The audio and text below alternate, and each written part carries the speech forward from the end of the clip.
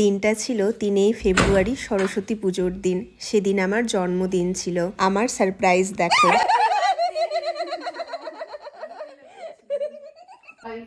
Happy birthday. Thank you. এটা গেলে কে চুম্মা দিবে? প্রতি বছর আমার জন্মদিনের দিন রাত্রি ১২টা বাজলেই দিদি ঠিক আমার দরজায় এসে ধাক্কা দেয়। রাত্রি ১২টায় সে আমাকে এই গিফটটা দিয়ে গেছে। দিদি আমাকে অনেক উপহার দেয়, আর সেটা শুরু হয় রাত্রি ১২টা থেকে আর শেষ হয় কেক কাটা পর্যন্ত। সরস্বতী পুজোর দিন আমি ঘুরতে চলে গেছিলাম। বাড়ি এসে দেখি দিদি ২ কাকুর মেয়েকে নিয়ে সাজাতে ব্যস্ত। ওরা আমাকে বারবার বলছিল ভেতরে যেতে, কারণ ওরা আমাকে সারপ্রাইজ দেবে, কিন্তু আমার একদমই ইচ্ছে করছিল না ভেতরে বসার। ওদের সাথে আমারও ইচ্ছে করছিল আমিও যেন অনেকটা সময় কাটাই। জানি না কেন আমরা সব বোনগুলো যখন একসাথে হয় তখন কিন্তু আমাদের অনেক ভালো লাগে। অনেক রাত্রি পর্যন্ত ওরা সরস্বতী পুজোর কাজ করে এখনো ক্লান্ত হয়নি। আর এদিকে দেখো আমার বাড়ির পুচকিটা আমাকে উপহার দিচ্ছে। ফাইনাল লুকটা দেখো, ওরা কত সুন্দরভাবে সাজিয়েছে এতক্ষণ ধরে।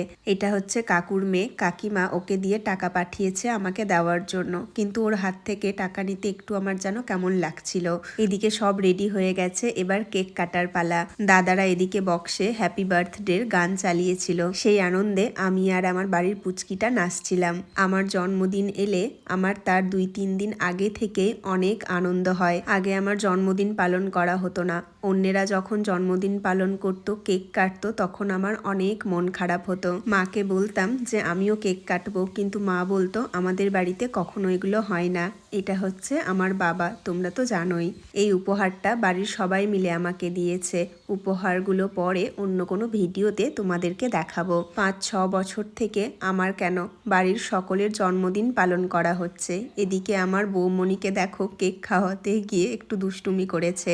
বৌমণি তো একেবারে পেছনেই লেগে গেছিল পুরো মুখে কেক লাগাবে বলে, কিন্তু আমিও নাছোড় বান্দা। জানি না কেন আমার মুখে কেউ কেক লাগালে আমার অনেক বিরক্ত লাগে। শেষ পর্যন্ত বৌমণিকে ধরে নিয়ে আমি একটু নাচ করে নিলাম। আর এদিকে মা আমাকে ধান আর দুব্বা দিয়ে আশীর্বাদ করছে। দুব্বা দিয়ে এই জন্যই আশীর্বাদ করা হয়, দুব্বা সহজে মরে না। এই যে দেখো দিদি আবার আমার জন্য একটা উপহার নিয়ে হাজির হয়ে গেছে। আমার খুব মন খারাপ করছিল, কারণ জন্মদিনের দিনটা শেষ হয়ে গেল। এদিকে আমি আর দিদি মিলে আবার একটু কোলাকুলি করে নিচ্ছিলাম। আবার এই দিনটার জন্য একটা বছর অপেক্ষা করতে হবে। এতদিন যা পাইনি, এই 5 বছর থেকে ভগবান সেটা আমাকে পরিপূর্ণভাবে ভরিয়ে দিয়েছে। আমার বাড়ির বাচ্চারা কিশোরী গানে নাচ করছে। আজ এইটুকুই, দেখা হচ্ছে পরের ভিডিওতে নতুন কিছু নিয়ে।